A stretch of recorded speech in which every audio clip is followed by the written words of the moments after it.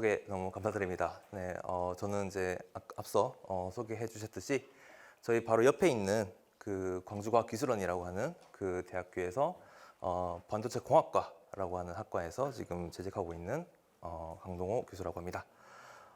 사실 여기 제목에 보시면은 대부분의 단어를 아마 모르실 것 같아요. 그래서 제가 여기다가 막 영어도 있고 한국어도 있고 뭐 많이 있지만 전혀 신경 쓰지 마시고 사진만 보셨으면 좋겠습니다.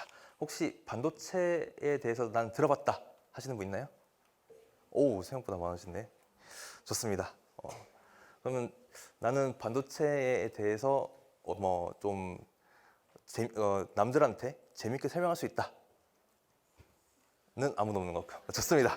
오늘 그러면은 여기 계신 분들은 이제 저희 오늘 요 강연을 듣고 이제 다른 친구들이나 혹은 뭐 아빠 엄마한테 그냥 반도체가 이런 거야라고 이야기할 수 있는 그런 날이 됐으면 좋겠습니다. 네, 제 소개는 넘기고요. 저희 학교인데 저희 학교 바로 옆에 있거든요. 그래서 지금 특히 이제 아주 이제 단풍이 이쁘게 잘 들어가지고 한번 이제 학교에 한번 오셨으면 좋겠습니다. 그래서 뭐 제가 있는 이런 뭐 건물 이런 거 사실 별로 그렇게 중요하지 않으니까 넘어가고요. 자, 오늘 그러면은 요 간단한 그림부터 먼저 시작하겠습니다. 자, 이 그림 같은 경우는 1965년도 이제 어느 이제 그 신문에서 그랬던 거라고 합니다. 1965년도에 사람들이 생각했던 2000년도 때면은 이런 기술들이 있을 거다라고 하는 일종의 상상도라고 보시면 되는데 1965년도라고 하니까 사실 감이 안 잡히시죠. 1965년도가 어떤 시대였는지를 제가 찾아보니 지금 요거 대구인데요. 제가 찾았던 유튜브가 대구 쪽에서 사진들이 다 대구 사진인데 지금으로서는 상상하기 힘든 이제 사람들이 막 거리에다가 막 돌아다니고 있고 또한 그 지금 버스를 기다리고 있는데 버스 정류장도 없죠. 그다음에 뭐 어디 이렇게 흙길이 있고 그리고 뭐 어떤 이제 그 가구점이라든지 혹은 뭐 이제 다양한 어떤 물건을 파는 곳도 우리가 알고 있는 백화점 이런 것도 없죠. 그 다음에 지나가는 사람들이 아직까지도 양복을 입고 있던 그런 시대에서 사람들이 옛날 2000년대가 넘어가면은 어떤 일이 발생할 것 같다라고 이제 생각했던 그런 그림이라고 생각하면 될 것 같습니다. 자, 얼마나 실현됐는지 저희가 한번 찾아볼까요? 태양열을 이용한 집 요즘 많이 볼 수 있지 않나요? 그렇죠? 예, 이렇게 요즘은 아파트에 계신 분들도 요즘 아파트 외벽에 이렇게 태양판 같은 것들이 이제 보일 수 있는데 요런 것들이 있기도 하고요. 그 다음에 전기자동차 요즘 전기자동차 엄청 많죠? 테슬라 네, 더 이야기하지 않겠습니다. 그 다음에 소형 TV 전화기 우리가 요거를 한마디로 하면 뭐라고 얘기하죠? 맞죠? 스마트폰 요즘은 다 스마트폰으로 다 하고 있죠. 그 다음에 집에서 치료를 받는 건 잘 모르겠지만 일단은 공부도 집에서 하고 그 다음에 유튜브 같은 이런 걸 통해 가지고 요리도 하는 이런 시대가 왔죠. 사실상 대부분의 그 1965년도 때 사람들이 생각했던 그런 상상력이 지금은 다 실현이 됐다라고 이야기를 할 수 있겠습니다. 자, 그 실현을 하게 만든 가장 중요한 기술이 바로 저는 반도체라고 생각합니다. 자, 반도체라고 일단 적어놨는데 뭐 한자로도 적어놓고 그 다음에 영어도 적어놨지만은 사실 어렵습니다 이게. 자, 근데 반도체라고 하는 걸 약간 좀 다르게 저희가 좀 생각을 해보면 요러한 걸로 한번 볼까요? 고양이가 있고 레이저를 이제 딱 쐬고 있었을 때 탁 치면은 갑자기 불이 꺼지죠. 자, 이러한 것을 바로 저희가 스위치라고 이야기하죠. 이 스위치가 바로 반도체의 역할이라고 보면 될 것 같습니다. 사실 좀 이해가 좀 안 갈 수 있는데 저희가 이제 이 부분은 좀 더 뒤에 가서 이야기하고 자, 우리가 이렇게 생기는 반도체라고 하는 게 저희가 이제 그림을 이렇게 그렸지만은 사실 여러분들은 아마 보기 힘들 수도 있습니다. 자, 그런데 이 반도체라고 하는 것을 우리가 조금 더 멀리서 바라보면은 이렇게 어떠한 복잡한 선들이 이렇게 있죠. 그 다음에 이것을 조금 더 멀리서 바라보면은 자, 우리가 알고 있는 어떠한 칩이라고 하는 것이 나오게 되고, 요거를 조금 더 멀리서 바라보게 되면은 이제 여러분들이 보는 핸드폰, 즉 핸드폰 안에 바로 이러한 반도체가 있다, 이렇게 생각하시면 될 것 같습니다. 자, 그러면 스위치가 왜 중요할까에 대해서 제가 이제 하나하나 좀 재밌게 설명을 하려고 한번 해보겠습니다. 자, 우리가 컴퓨터라고 하는 요 단어를 한번 생각해 봅시다. 영어를 잘 모르는 이제 그 꼬꼬마 학생들도 좀 있긴 하지만, 자, 우리가 한번 생각해 보면은 컴퓨터라고 하는 영어와 뒤에 er이라고 하는 것을 합친 합성어라고 보면은 컴퓨터라고 하는 것은 바로 계산하는 것이고요. 그 다음에 뒤에 er을 붙이면은 뭐뭐 하는 사람이라고 이야기하죠. 그러면은 계산하는 사람이라고 이야기할 수 있겠습니다. 자, 그래서 옛날에는 정말로 계산만 하는 사람이 있었습니다. 계산기가 엄청 크지만 저게 계산기거든요. 계산기가 있고 여기에 보시면은 요 화면에 보이는지 모르겠지만 여기에 보시면은 이제 어떠한 문서들이 있죠. 그리고 여기 사람이 이렇게 뭔가를 막 쓰고 있습니다. 다 이제 계산하고 있는 거고요. 여기 이제 어머님, 아버님들은 아시겠지만 옛날 같은 경우는 다 주판도 다 했습니다. 저 때부터 주판을 안 하더라고요. 제가 이제 어릴 때는 주판을 다 했다고 하는데, 이런 식으로 요 계산이라고 하는 것 자체가 워낙 중요해서 요 계산만 하는 사람이 따로 있을 정도였습니다. 자, 그런데 세계 제2차 세계대전이 일어나고 난 다음부터 바로 이 컴퓨터라고 하는 단어가 본격적으로 의미가 바뀌게 되었습니다. 자, 사실 요때를 여러분들이 잘 모르실 수 있으니까 요때 이제 제가 하나의 일화를 좀 보여드릴까 하는데요. 자, 이때 독일의 유보트라고 하는 이제 이 잠수함이 개발되게 돼서, 요 유보트라고 하는 요 잠수함이 엄청 빠르고 그 다음에 레이더에 잡히지도 않아서 이제 연합국, 미국이라든지 영국이라든지 이런 연합국들이 요 잠수함을 찾는 게 너무 힘들었다고 합니다. 자, 그리고 이미 잠수함이 나타나고 난 다음에는 이미 모든 상황이 다 끝났으니까 뭘 할 수가 없죠. 자, 그러려면은 이 잠수함이 어디에 있는지 알아야겠죠. 내일은 어디에 갈 거다, 모레는 어디에 갈 거다. 그러면은 이제 나라에서, 독일이라고 하는 나라에서 요 유보트 이제 운전자한테 내일은 어디로 가, 모레는 어디로 가, 이렇게 지령을 내리겠죠. 그 지령을 어떻게 내렸냐면은 암호문을 통해서 내렸습니다. 그래서 이 암호를 우리가 에니그마라고 이야기를 합니다. 자, 그런데 이 에니그마라고 하는 이 암호가 사실 엄청 해독하기가 어렵다고 합니다. 왜냐하면 에니그마라고 하는 그 암호를 만들기 위해서는 이렇게 지금은 치면 컴퓨터처럼 생겼죠. 이게 컴퓨터처럼 생겼는데, 이 컴퓨터의 요 자판에서 치는 것과 실제로 찍히는 문서에서 나오는 그 글자가 달랐다고 합니다. 그리고 그 글자가 달랐던 것이 매일매일 바뀐다고 합니다. 자, 그렇기 때문에 요 암호를 해석할 때 수학을 통해 가지고 암호를 해석해야 되거든요. 자, 그래서 기존에 요 암호를 해석하기 위해서 이렇게나 많은 사람들이 직접 손으로 다 풀었는데 실패했던 거죠. 왜냐면은 이 암호라고 하는 것은 매일매일 바뀌는데, 매일매일 열심히 풀어봐야 또 새로운 암호가 나와서 또 이제 새로운 암호를 해석할 수가 없게 되는 거죠. 자, 그래서 처음에는 요 에니그마라고 하는 요 암호를 사용했던 독일이 승승장구했다고 합니다. 자, 그런데 이때 새로운 도전자가 나타나죠. 바로 요 기계가 갑자기 주렁주렁 요 줄을 달고 있는 요 기계가 갑자기 나타났습니다. 요 기계가 이제 앞에서 이야기했던 그 계산이라고 하는 것을 사람의 뭐 몇백 명분을 한 번에 다 계산할 수 있는 어마어마하게 빠른 계산기라고 했습니다. 자, 이것을 이제 우리가 최초의 전자식 컴퓨터라고 이야기를 합니다. 간단하게 이제 그때 이제 그 계산기 작동 방식을 이제 새로 만든 사람이 있었었는데, 요거를 잠깐 저희가 한번 볼까요? 자, 여기가 지금 덧셈을 하는 거예요. 덧셈을 하는데, 우리가 1 더하기 1은 2, 1 더하기 0은 1, 뭐 이런 걸 하려고 지금 하는 겁니다. 그리고 여기 A라고 하는 것이 0과 1, B라고 하는 것이 0과 1, 그리고 요거 두 개를 합친 게 여기 왼쪽에 나와 있다라고 보시면 될 것 같습니다.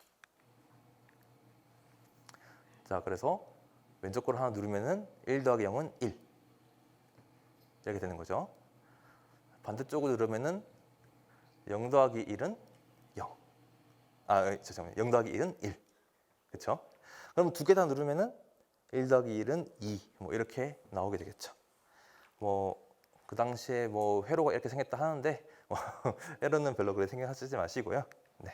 자, 그래서 요렇게 이제 1 더하기 1은 2라고 하는 것을 그냥 누르기만 하면은 바로 나오는 요거를 바탕으로 이제 연합분이 암호 해독을 이제 암호가 나오자마자 바로바로 해독할 수 있게 되어서 이제 유보트라고 하는 잠수함이 이제 내일은 어디 간다라고 하는 것을 알고 있으니 미리 가가지고 대기를 하게 됨으로써 이제 연합국이 독일을 이겼다라고 하는 일화가 있습니다.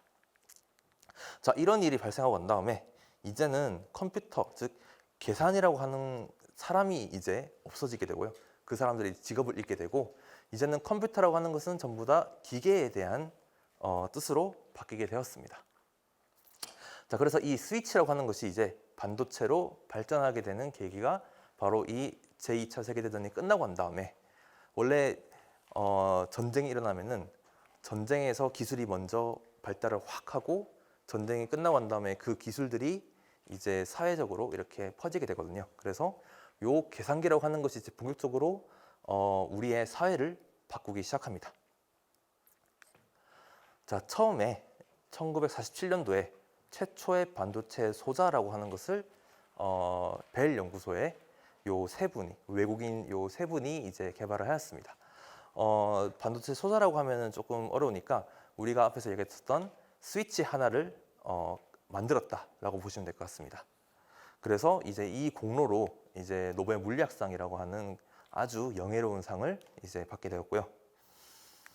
자, 그 다음에 이 스위치를 가지고 이제 요 지금 보면은 무슨 찰흙처럼 생겼죠? 이 찰흙처럼 생겼는데 이 찰흙처럼 생긴 게 사실 찰흙이 아니라 어떠한 계산기라고 보면 될 것 같습니다.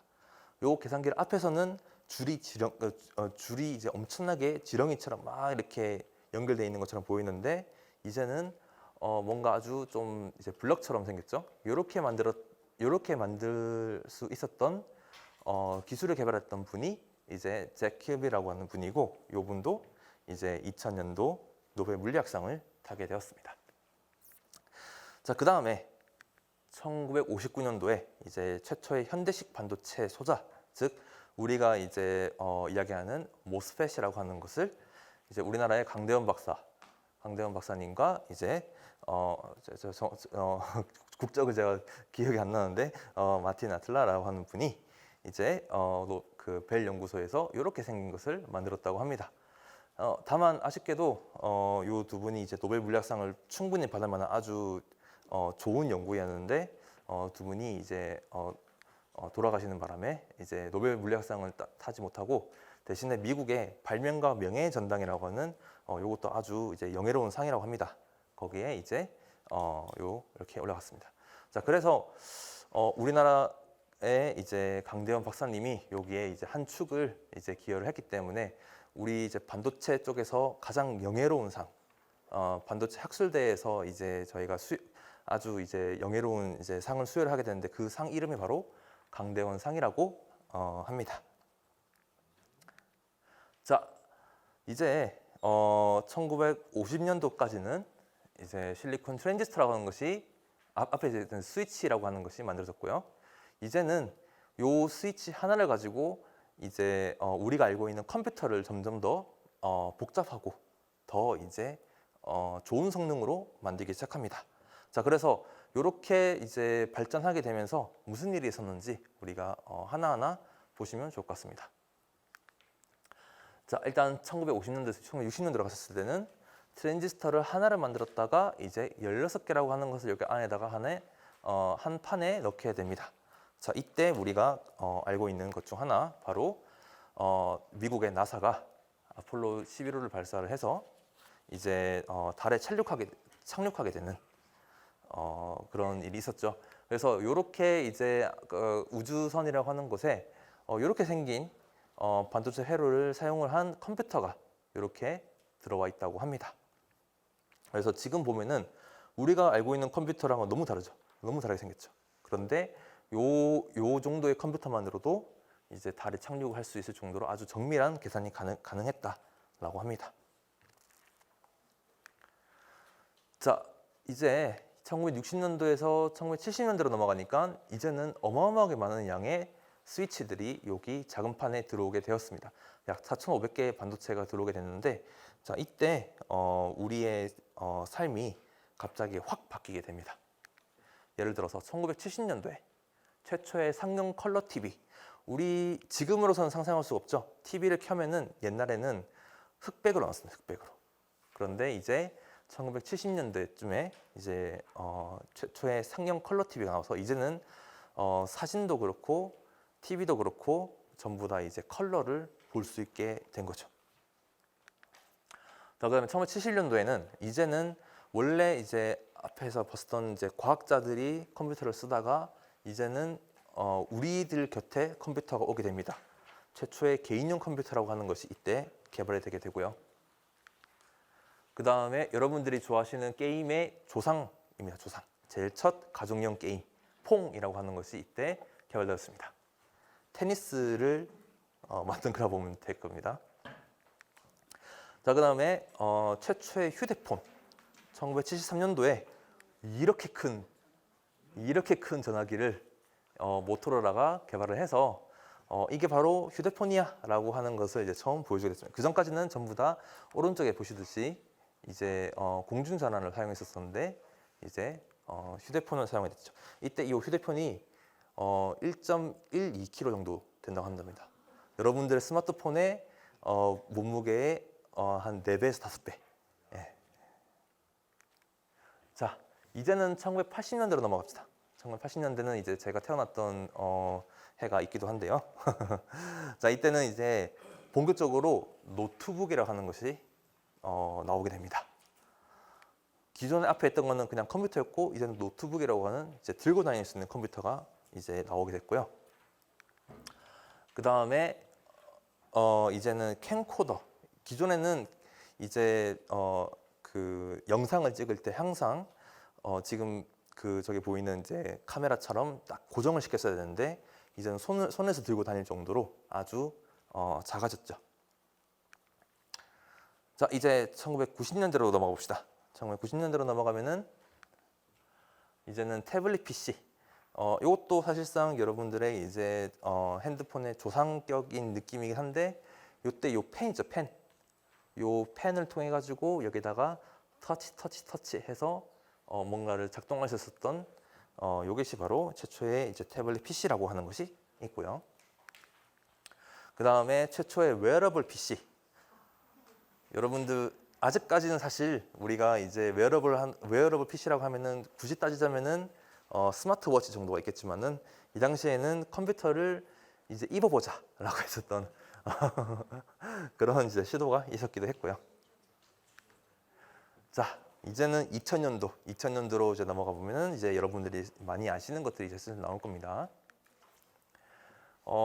게임기 2001년도에 최초의 멀티플레이어 게임기라고 하는 게 있습니다.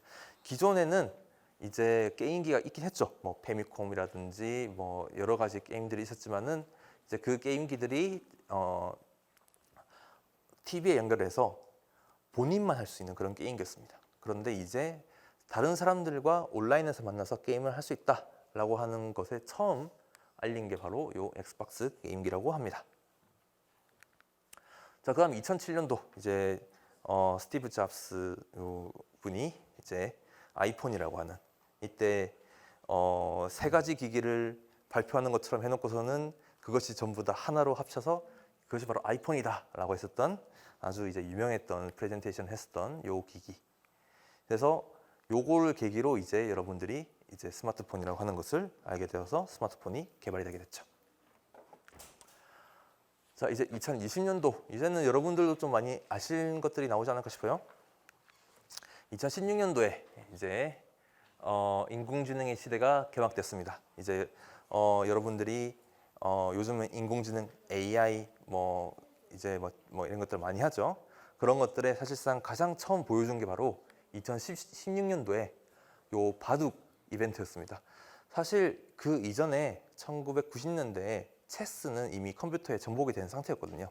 그런데 바둑이라고 하는 것은 체스에 비해서는 경우의 수라고 하는 그러니까 엄청나게 많은 양의 케이스를 우리가 계산했었어야 되는데 이거는 컴퓨터는 절대로 못할 거다라고 했었습니다.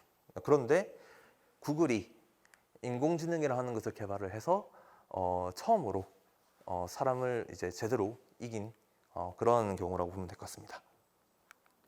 자, 그 다음에 플렉시블. 자, 기존에는 요것을 이제 화면을 접는다고 하는 것을 생각할 수가 없었는데 이제 2019년도에 실제로 접고 혹은 돌도 말고 하는 것들을 이제 상용화해서 만들어지게 됐고요.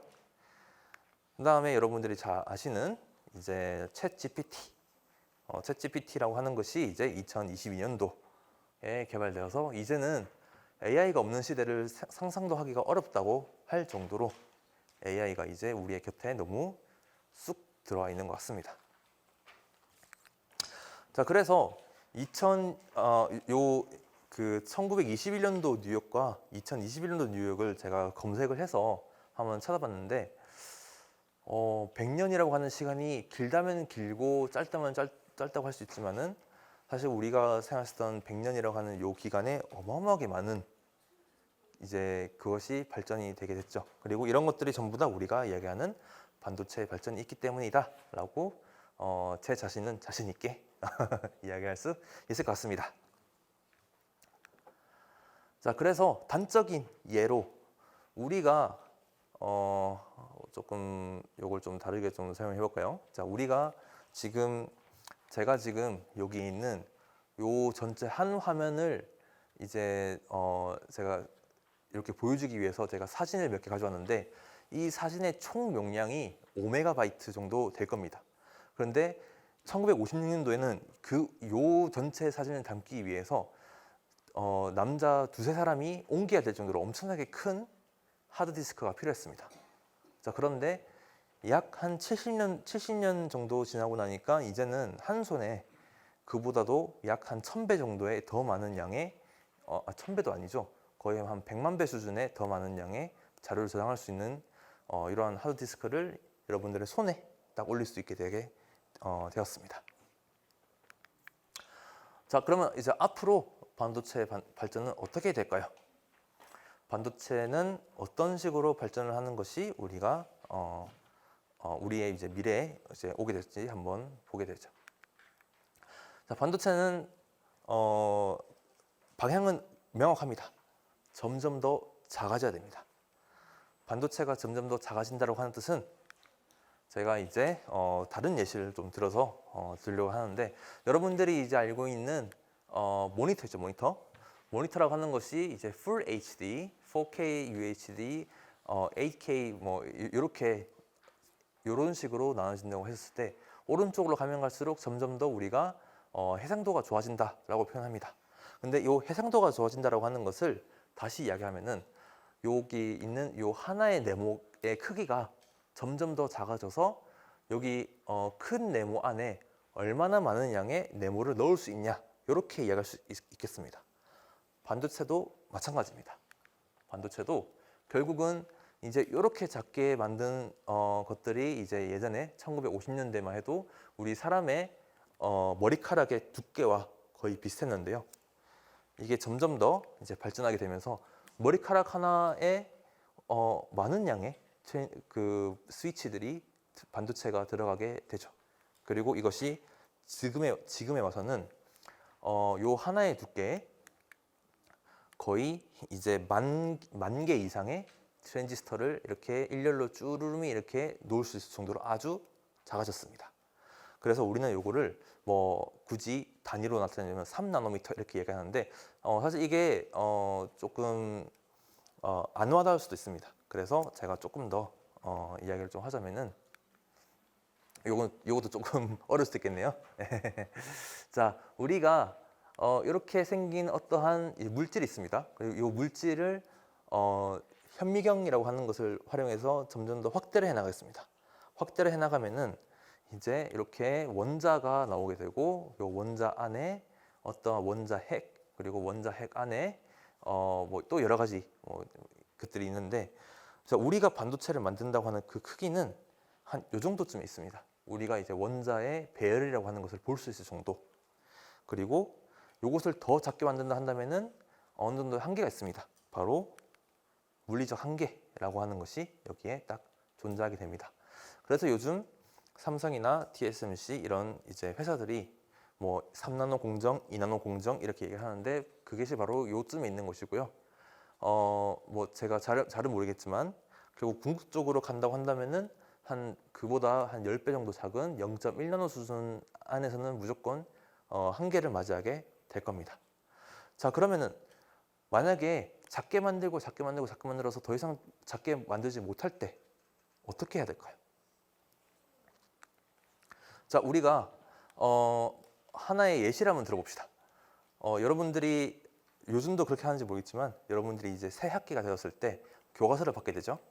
교과서를 받게 됐을 때 뭐 저 때는 솔직히 말해서는 이제 교과서가 너무 많아가지고 이제 복도에다가 쭉 깔아놓고 이제 이렇게 하나하나씩 이제 들고 가라 이렇게 했었는데 예를 들어서 앞에 이제 선생님이 있고 이제 여러분들은 책을 받으러 나왔습니다.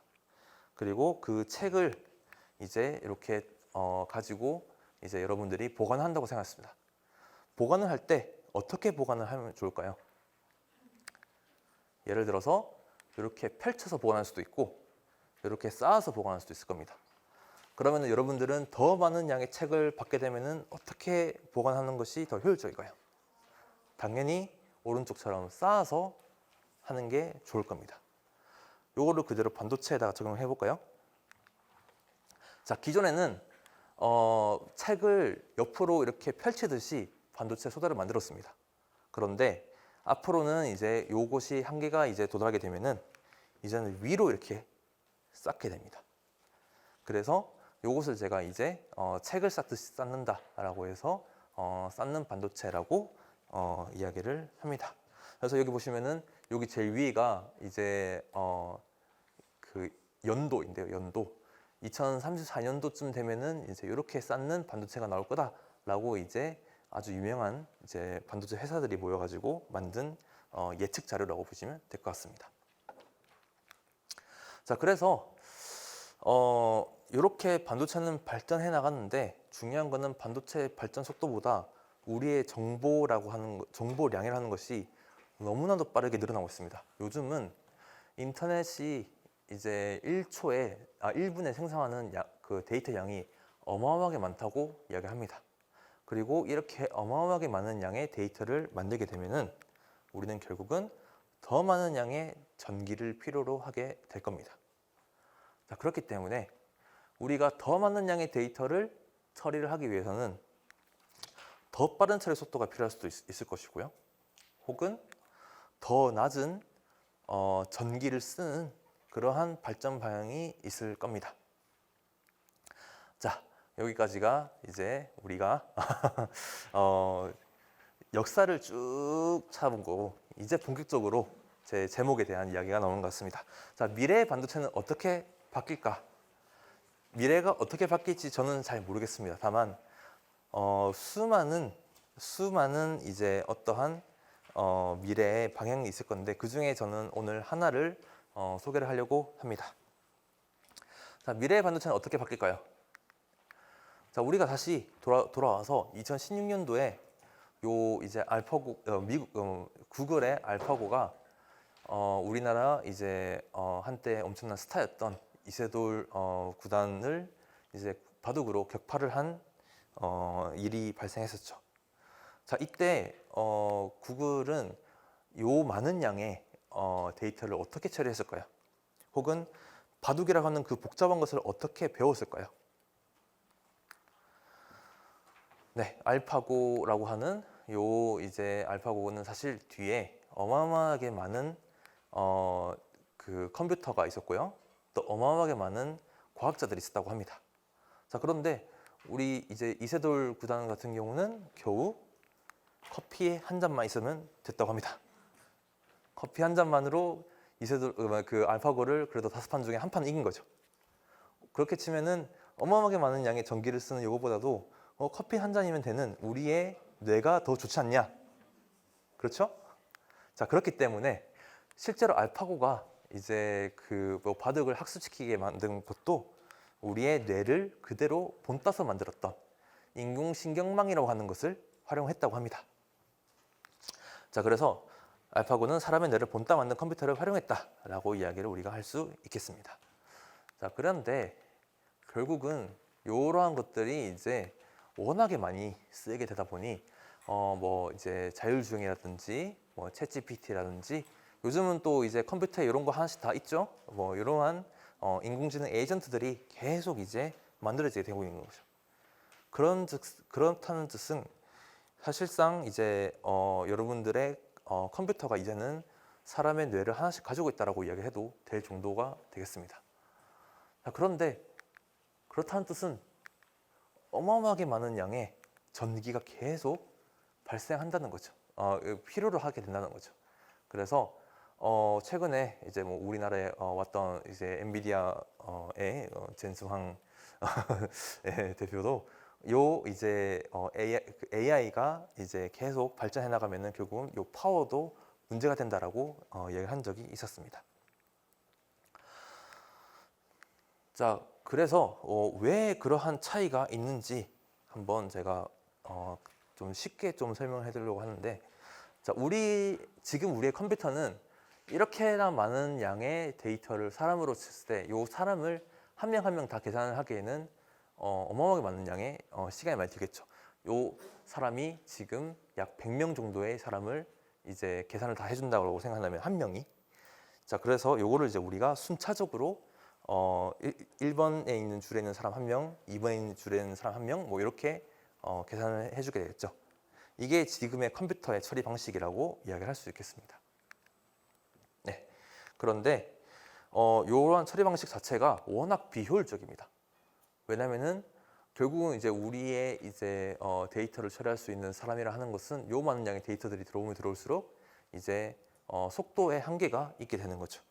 그래서 요 그래프는 조금 어려운데 여러분 이렇게 생각하시면 될 것 같습니다. 여러분들이 이제 컴퓨터에 쓰는 이제 어떠한 이제 CPU 혹은 이제 프로세서라고 얘기하는데, 그 프로세서라고 하는 것의 그 속도를 우리가 뭐 무슨 뭐 6기가 뭐 헤르츠 이런 식으로 보통 표현하는데, 이게 20년 전하고 별 차이가 없다고 합니다.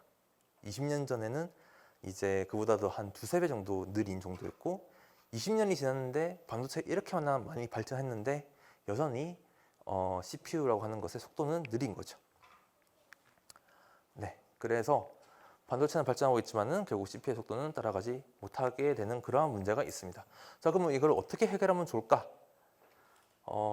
많은 방법이 있겠지만은 제가 여기서 하나 이제 설명하려고 하는 것은 바로 생체 모사라고 하는 것입니다. 자, 생체 모사라고 하는 것이 있는데, 요거는 뭐죠? 요거가 바로 이제 문어죠, 문어. 요 문어의 빨판이라고 하는 것을 이제 연구자가 잘라서 확인해 봤더니 이렇게 생겼다고 합니다. 그래서 요렇게 생긴 것을 그대로 똑같이 만들어서 이제 패치라고 하는 것을 만들었더니 아무런 접착제가 필요 없이 사람이 이제 땀을 흘리고 있는데도 탁 이렇게 달라붙을 수 있을 정도로 아주 이제 접착력이 좋았다고 합니다. 자, 혹은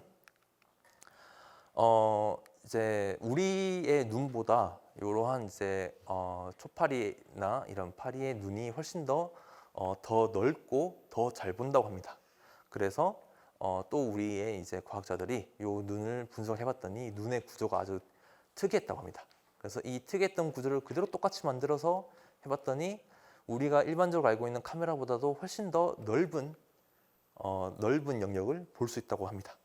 자, 이런 식으로 자연에 있는 것들을 우리가 그대로 모사하는 것을 바로 우리가 생체 모사라고 합니다. 자, 그러면은 우리가 현재 반도체 기술을 생체 모사를 통해 가지고 해결할 수 있지 않을까? 네, 그래서 우리가 이제 가지고 있는 이런 이제 순차적으로 처리해야 되는 것들을 병렬적으로 처리할 수 있는 방법 중에 생체모사를 쓸 수 있지 않을까라고 하는 것이 바로 이러한 커피 한 잔으로도 이제 알파고를 이길 수 있었던 이세돌 구단과 똑같은 방식으로 우리가 컴퓨터를 만들 수 있지 않을까라고 하는 것이 이제 사람의 뇌가 동작하는 그 방식을 그대로 활용을 한 전혀 새로운 컴퓨터를 만들자라고 하는 쪽으로 가게 되었습니다. 자, 그것을 바로 우리가 뉴로모픽 컴퓨터, 오늘 제목에 나오는 그것을 바로 우리가 뉴로모픽 컴퓨터라고 이야기합니다. 자, 우리는 사람의 뇌가 있죠.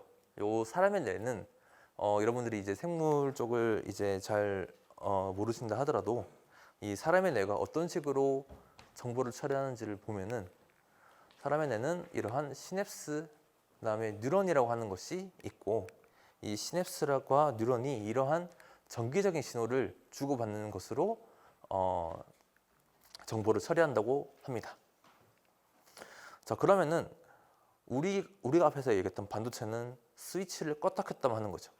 그런데 요거는 만들기가 되게 어렵죠. 이거는 보면은 어떠한 이제 피크가 이렇게 나타나기도 하고, 여기도 보면 어떨 땐 피크가 이렇게 크게 나타나기도 하고, 어떨 때는 피크가 작게 나타나기도 하고. 자, 그래서 요거를 우리가 그대로 이런 식으로 약간 간소화시켜서 이제 만든 것을 이제 우리가 뉴로모픽 칩이라고 이야기를 하고요. 그 뉴로모픽 칩이라 하는 것이 사실 오래전부터 지금까지 계속 연구를 해오고 있습니다. 뭐 미국의 IBM도 그렇고, 그 다음에 인텔도 그렇고, 그 다음에 대학에서도 많이 만들고 있다고 합니다. 자, 그래서 사실 보기에는 똑같이 생겼잖아요. 보기에는 이게 뭐가 그렇게 다르길래 이게 그렇게 이제 뉴로모픽 반도체라고 이야기할 수 있는 거냐?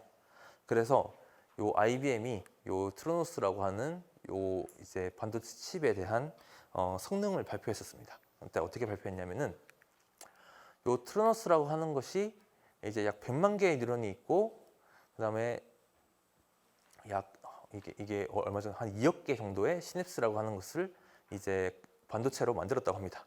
그렇게 해서 총 개수가 5.4 빌리언이라고 하는 이제 트랜지스터 개수를 만들었고, 전체적으로 파워라고 하는 것을 73mW라고 계산했다고 합니다. 요거 뭐 숫자는 별로 생각하지 마시고요. 제가 이제 좀 비교를 좀 해드릴게요. 자, 이때가 앞에서 보시면은 2014년도죠.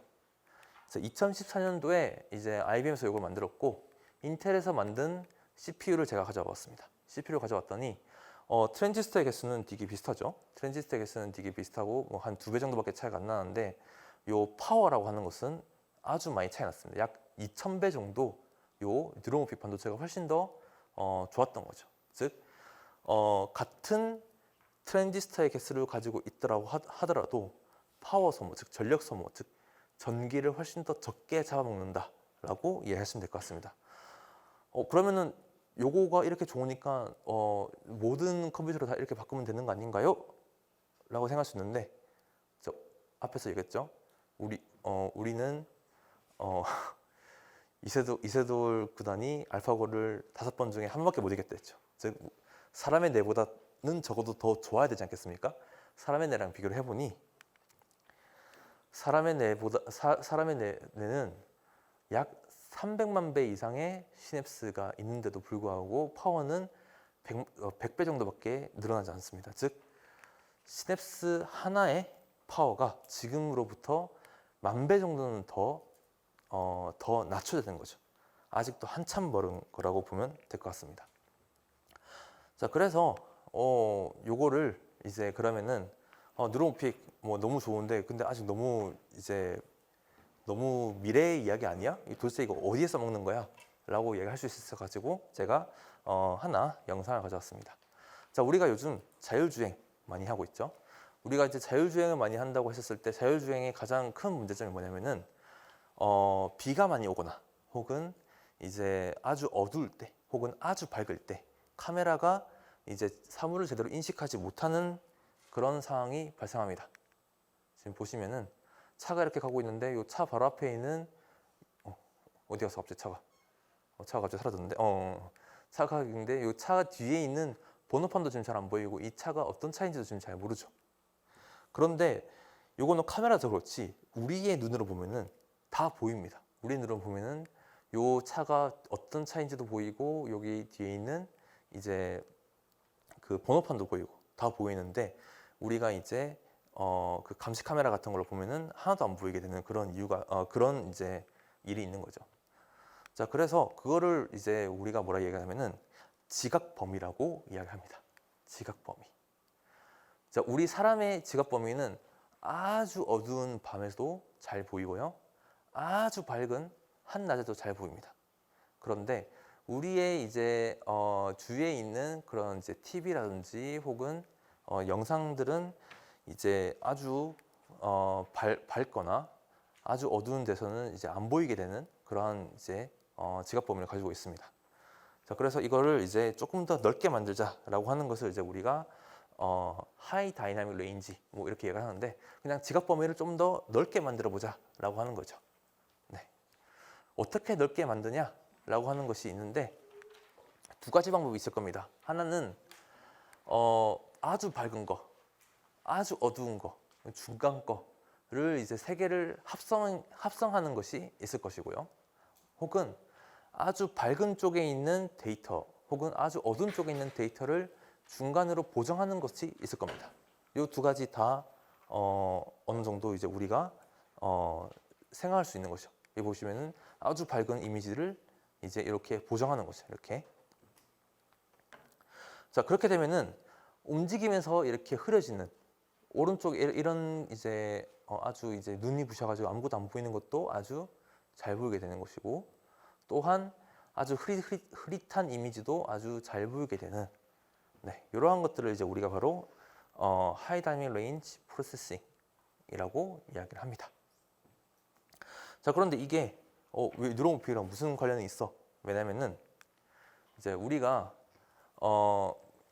이제 사실 이러한 이제 자율주행을 하는 것이 지금은 자동차에 있지만은 나중에는 드론에 조금 더 많이 쓰일 거라 생각합니다. 왜냐면은 드론 같은 경우는 이제 공중에 띄워서 어딘가에 날아갔다가 이제 우리가 호출하면 다시 돌아오고 이렇게 할 수 있는데 그때 이제 이 드론이 아주 이제 똑똑해져서 자기가 이제 사물을 감지하고 이렇게 피하고 이렇게 할 수 있겠죠. 그렇게 해야지 이제 오른쪽에 보시듯이 사람이 이렇게 뛰어가고 있는데 이제 드론이 열심히 따라가면서 이 사람이 이제 찍는 것을 이제 자동적으로 할 수 있게 되는 거죠. 그런데 만약에 이제 이걸 잘 못하게 되면은 이런 식으로 이제 드론이 어딘가에 부딪혀가지고 떨어지게 되고 그러면 이제 우리는 그 드론 그 비싼 100만 원 넘는 드론을 결국 날리게 되는 거죠. 자, 그러려면은 이 드론이 아주 똑똑해져야 되겠습니다. 어떻게 똑똑하게 만드냐? 두 가지 방법이 있죠. 하나는 요 이제 드론의 뇌를 이제 어디 바다 너머에 있는 데이터 센터에다가 두는 겁니다. 자, 그러면은 우리는 여기는 드론인데 여기 있는 이제 뭐 예를 들어서 미국에 데이터 센터가 있다고 해봅시다. 그러면은 우리나라에 있는 이제 드론이 어디 이제 이렇게 지나가다가 물체를 만났어요. 그럼 피해야 되겠죠. 피할 때 나 물체를 봤어라고 이제 신호를 이렇게 미국으로 보냅니다. 그럼 미국에서 야 그거 물체니까 피해라고 다시 되돌아오겠죠. 그런데 여기서 우리나라에서 미국까지 이렇게 왔다 갔다 하는 시간이 1초가 넘게 걸린다고 한다면은 어떻게 되겠죠? 야, 나 저 물체 봤어 하는 순간 쾅 하고 봤겠죠. 네, 그래서 지금은 이제 요 테슬라가 이제 요걸 활용하고 있긴 하지만 결국은 이것은 항상 미국에 있는 데이터 센터와 연결이 되어 있어야 되고요. 또한 속도가 엄청나게 빨라야 됩니다. 자, 그런데 예를 들어서 요 뇌라고 하는 것을 없애고 요 뇌를 드론에다가 넣어보죠. 드론은 아주 작기 때문에 뇌도 엄청 작아야 되겠죠. 즉 프로세스를 아주 작게 만들어서 넣게 되면은 그러면은 이제 요 드론이 알아서 이제 물체를 감지하고 피하고 한 다음에 이제 미국에 있는 데이터 센터에다가 나 사물을 이런 거 봤는데 위험해서 내가 피했어 라고 하는 결과만 딱 전달해 주게 되겠죠. 그래서 이렇게 되려면 결국은 드론이 똑똑해져야 됩니다. 그리고 드론이 똑똑해진다는 뜻은 뭐냐면은 드론이 뇌를 가지고 있게 돼야 된다고 하는 거죠. 자, 그러면은 드론을 어떻게 뇌를 가질 수 있게 만들까를 이제 우리가 좀 생각을 해보면은, 자, 우리가 이제 이렇게 5가지의 감각을 가지고 있다고 합니다. 청각, 촉각, 미각, 후각, 시각 이런 게 있죠. 그리고 앞에 이야기했던 드론 같은 경우는 바로 여기 이제 그 영상을 받아들이는 어떠한 이제 카메라라고 보시면 될 것 같습니다. 그래서 이 카메라라고 하는 것이 여기 있고 뇌가 여기 있고 요 사이에 먼 거리가 떨어져 있는 거죠. 자, 그런데 요 먼 거리, 즉 이제 데이터를 받아들여 가지고 여기 이제 글자나 이런 거 전혀 신경 쓰지 마세요. 어차피 제가 다 설명할 거니까 그림만 보시면 됩니다. 자, 그래서 여기 지금 요 중간에 있는 요게 뇌고요. 그 다음에 여기에 이제 주변 회로들이 이렇게 있는데 요 회로들이 사실 보기에는 엄청 작아 보이지만은 얘네가 어마어마한 양의 파워, 즉 이제 전기를 소모하고요. 어마어마하게 많은 양의 이제 그 스페이스, 그러니까 공간을 차지하게 되는 거죠. 근데 우리는 뇌에다가 그 드론에다가 이제 요 컴퓨터 뇌를 본딴 컴퓨터를 넣어야 되잖아요. 그렇기 때문에 여기 있는 요 공간을 많이 차지하게 되는 요 회로들을 없애줘야 됩니다. 네, 그 없애주게 되는 것을 이제 우리가 뭐라고 이야기하냐면은 잠깐만요. 그 전에 요 부분은 이제 필요 없으니까 다 넘기고요. 네, 죄송합니다. 요 부분은 다 넘기고요. 자, 그래서 여기 있는 요 회로 부분을 이제 우리가 이렇게 없애주면 되겠죠. 이렇게 없애주게 되면은 이제 우리는 요 회로가 저 뒤쪽에 있고 여기 중간에 있는 요 회로 없이 이제 요 센서, 즉 이제 우리의 이제 어떠한 이제 카메라가 아주 똑똑해지게 되면은 드론도 아주 똑똑해지게 될 겁니다. 네. 자, 그것을 바로 우리가 인센서 컴퓨팅이라고 이야기를 하고요. 그 인센서 컴퓨팅, 즉 센서, 카메라 안에 컴퓨터를 넣었다라고 하는 것을 이제 우리가 인센서 컴퓨팅이라고 이야기합니다. 네, 그래서 이제 그래서 뭐 예를 들어서 요거는 이제 제가 한 게 아니라 다른 이제 외국 사람이 한 건데 요렇게 만들어서 이제 아주 복잡하게 생겼지만은 이제 요게 이제 센서거든요. 요 센서를 하는 것을 아주 똑똑하게 만들었더니 이제 사람이 이렇게 손을 흔들고 오른손 흔들고 왼손 들고 그다음에 손을 이제 앞으로 돌리고 뒤로 돌리고 하는 것을 요 센서가 아주 잘 감지하더라라고 하는 것을 발표했다고 합니다. 자, 그래서 저는 뭘 했냐면은 아주 똑똑하게 만들 수 있는 어떠한 이제 소자를 만들었다. 즉 이제 반도체를 만들었다라고 보시면 될 것 같고요. 뭐 상세한 내용은 너무 어려우니까 제가 이제 이게 사실 제 연구에 대한 발표를 하는 건데 제 연구에 대한 것들이 사실 어려운 것들이 많아가지고요. 뭘 했는지를 보면은 요거만 보면 될 것 같습니다. 죄송합니다. 요거만 보면 될 것 같은데, 자, 우리가 앞에서 봤던 거 있죠? 앞에서 봤던 거 아주 어두운 이미지, 그다음에 아주 밝은 이미지. 요 어두운 이미지와 아주 밝은 이미지를 이렇게 중간으로 만들어주고 싶은 거죠. 근데 이거를 이제 우리가 컴퓨터로 보정할 수도 있긴 하겠지만은 만약에 여러분들의 카메라가 보정해 줄 수 있으면은 너무 좋겠죠. 그러면은 컴퓨터까지 가지 않고 카메라 자체가 보정해 주는 거니까. 그렇죠? 자, 그렇기 때문에 그렇게 카메라로 보정을 이제 해줄 수 있는 거를 이제 제가 만들었다라고 보시면 될 것 같고요. 자, 그렇게 이제 하면은 이제 우리가 어디다가 써볼 수 있냐면은 바로 우리가 앞에서 얘기했었죠. 그 우리가 이제 어떤 이제 감시 카메라, 요 감시 카메라가 있는데 요 감시 카메라가 사람을 이제 아주 밝은 낮에도 인식을 해야 되고 아주 어두운 밤에도 인식을 해야 되는데 앞에서 보시면은 인식을 잘 못했다고 했죠.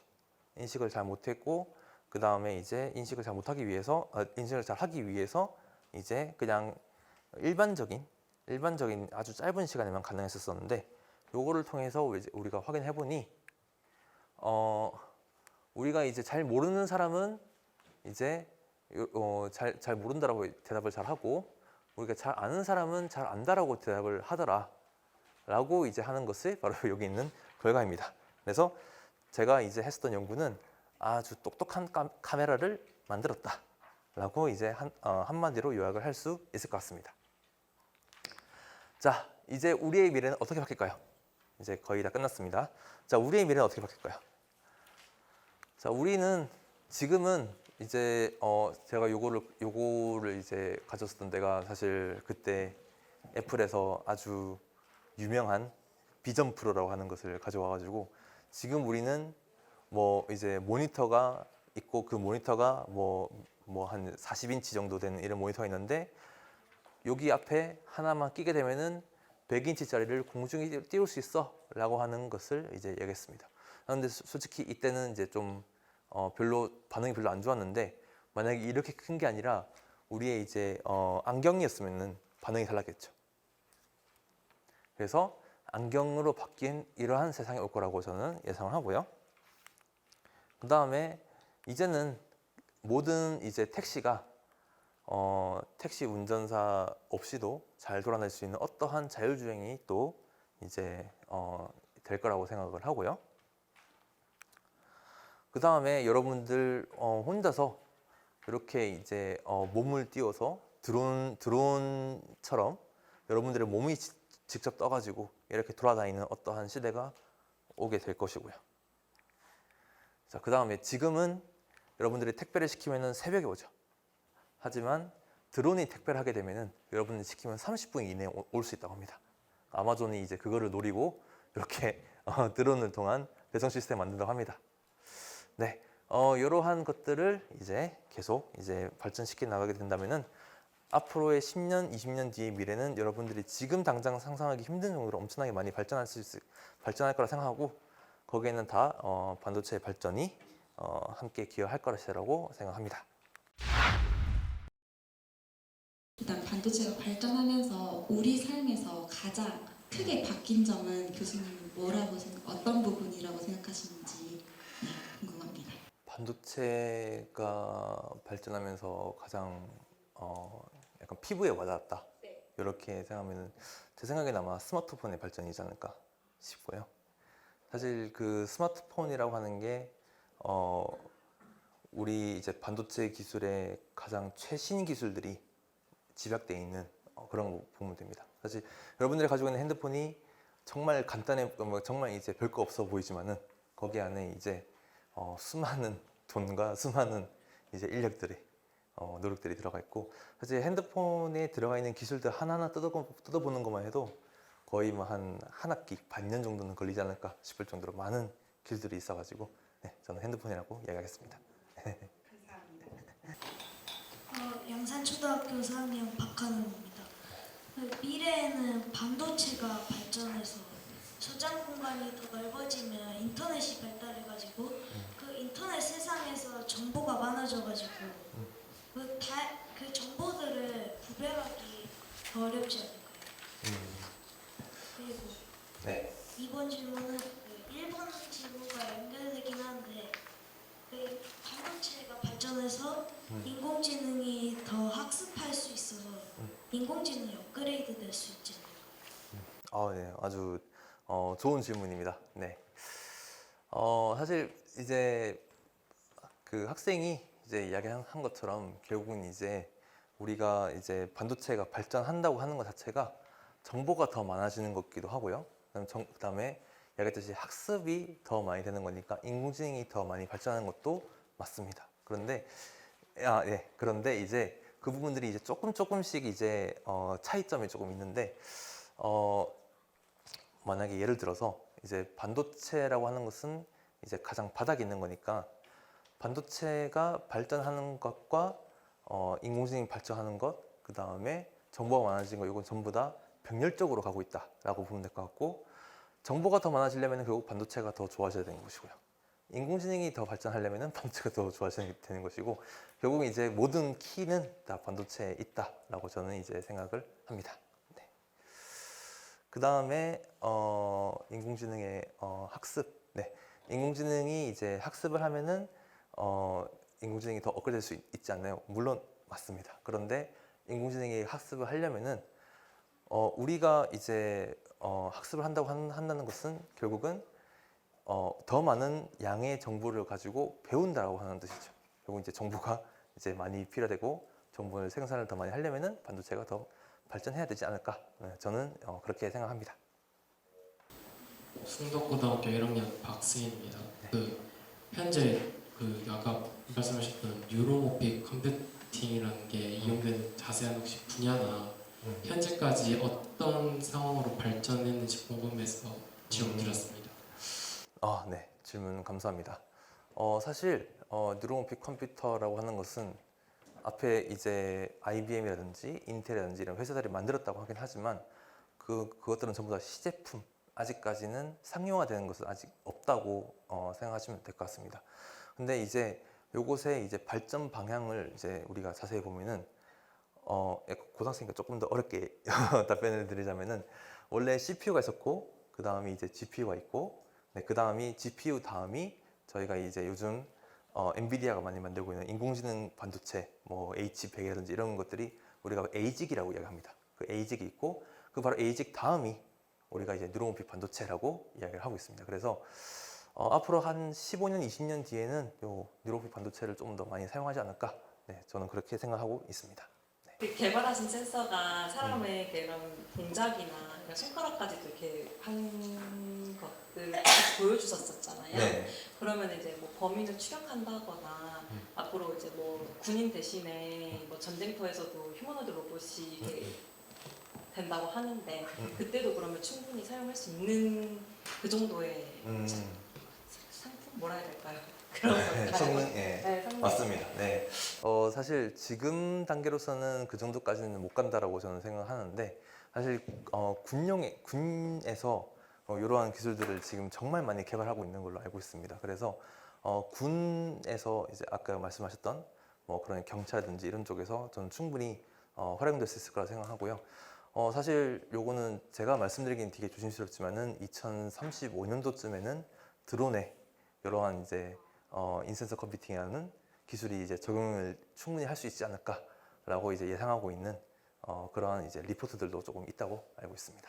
선생님이 연구를 하셔서 성공을 하셨다고 했는데 그 연구하신 내용이 뭔지 궁금합니다. 사실 연구 내용을 제가 이제 설명을 드리기에는 너무 이제 요 다양한 초등학생부터 이제 일반인까지 이렇게 다양한 계층이 있어가지고 제가 이제 좀 말씀드리기가 좀 힘들었었는데 이렇게 생각하면 될 것 같습니다. 기존에 있는 이제 카메라 혹은 기존에 있는 우리가 센서라고 얘기하는데 그 센서를 하는 것은 빛을 받아서 전기로 만드는 것만입니다.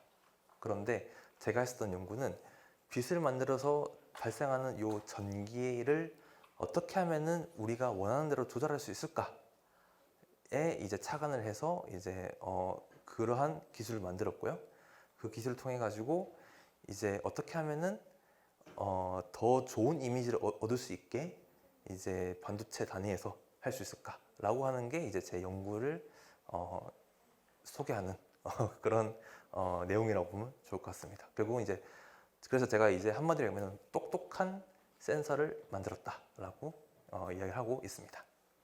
강연에서 앞에서 반도체 크기를 계속 그 트랜지스터의 크기를 계속 줄인다고 하셨잖아요. 네. 근데 이게 책을 쌓는 방식으로 크기를 이제 보완한다고 했는데 네. 제가 여기 그림을 봤을 때 2021년도에서 2028년도까지는 모습 차이가 별반 다르지 않다고 느꼈었는데 네. 이게 기능이 향상된 건지 아니면 어느 면에서 차이가 있는지 궁금합니다. 그리고 네.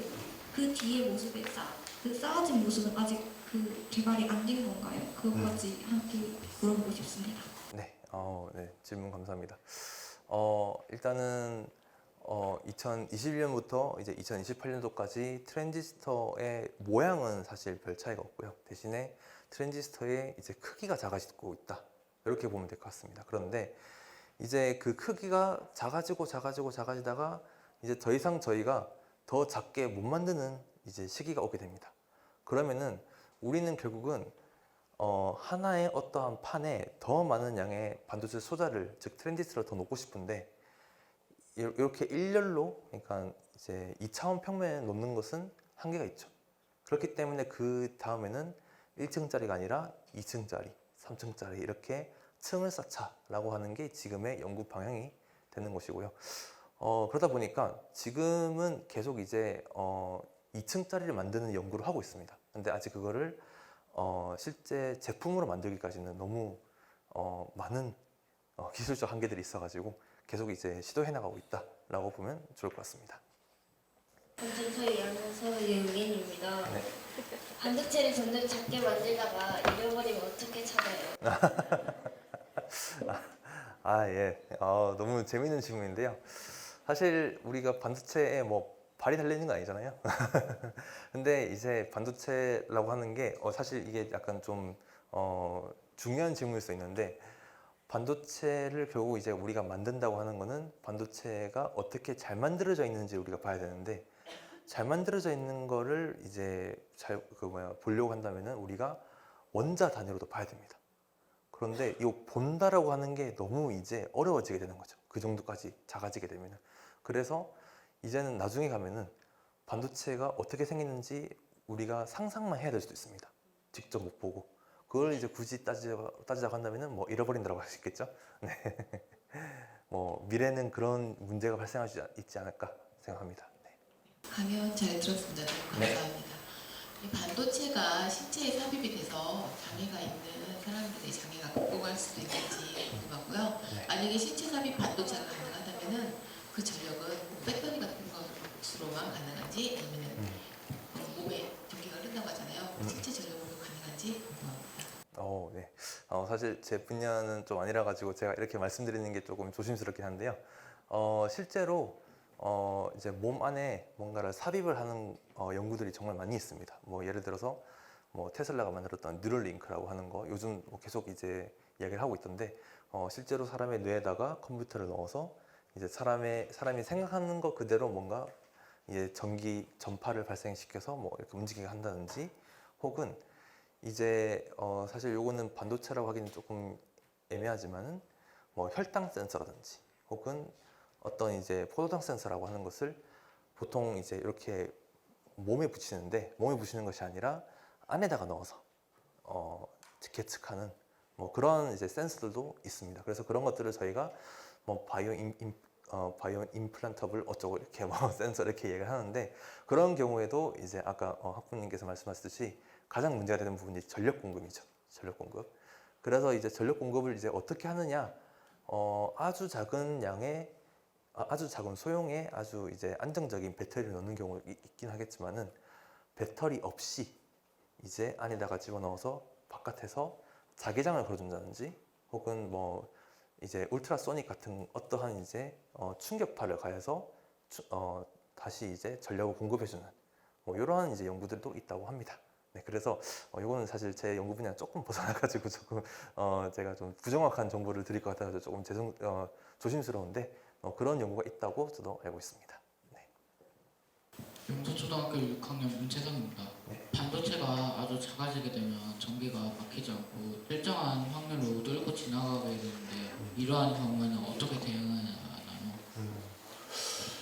초등학교 6학년 학생이 맞는지 매우 의심스러울 정도로 너무 예리한 질문인데요. 요러한 현상을 저희가 이제 양자 터널링이라고 보통 이야기를 하죠. 제가 이제 요 부분에 대해서 좀 설명을 드리기에는 너무 전문적인 내용들이 너무 많아가지고 그런데 사실 저희가 이제 작다라고 하는 것은 어디에 이야기하냐면은 트랜지스터의 길이를 이야기합니다. 길이. 그러니까 길이를 이야기하는데 여기 작아지게 되면 전기가 막히지 않고 일정하게 확률을 뚫고 지나가는 부분들은 이제 수직 방향에서 일어나는 현상을 보통 이야기합니다. 그래서 방향이 조금 다르긴 한데 뭐 그래도 결국은 이제 우리가 스위치를 꺼야 되는데 못 끄게 되는 경우가 발생하게 되겠죠. 네, 그렇기 때문에 지금은 그래서 이제 얘기했던 2층, 3층으로 쌓고 하는 이러한 이제 기술들이 개발되고 있는 이유가 더 이상 작아지지 못하는 이유에 이러한 이유가 있다고 보면 좋을 것 같습니다. 네. 이 센서 컴퓨팅 같은 경우 기존 센서와 비교해서 전력 소비력 측면에서 차이가 있나요? 네, 차이가 있습니다. 있으니까 이제 저희가 인센서 컴퓨팅을 우리가 미래의 기술이라고 이야기를 하는데 사실 앞에서 이제 제가 조금 이야기를 이제 하다가 말았었는데 우리가 이제 카메라나 이런 것들을 통해 가지고 들어오는 신호를 요 컴퓨터가 읽을 수 있게 데이터를 바꿔줘야 됩니다. 그 데이터를 바꿔주는 컨버터라고 하는 것이 있는데 그 컨버터라고 하는 것이 사실 전력 소모의 대부분을 차지하는 거죠. 한 90% 이상의 소모를 차지하게 되는데 인센서 컴퓨팅이라고 하는 것은 그 컨버터가 필요 없게 만드는 겁니다. 그래서 뭐 이론상으로는 거의 뭐 90% 이상의 전력 소모를 아주 이제 90% 이상 줄일 수 있는 뭐 그러한 미래 기술이라고 생각하면 좋을 것 같습니다. 네, 사실 저는 요 반도체라고 하는 분야가 좀 많이 어렵다라고 생각을 이제 처음 했었습니다. 근데 이 반도체라고 하는 게 사실 지금 와서 보면은 정말 이제 쉽게 생각하려면 쉽게 생각할 수 있는 부분들이거든요.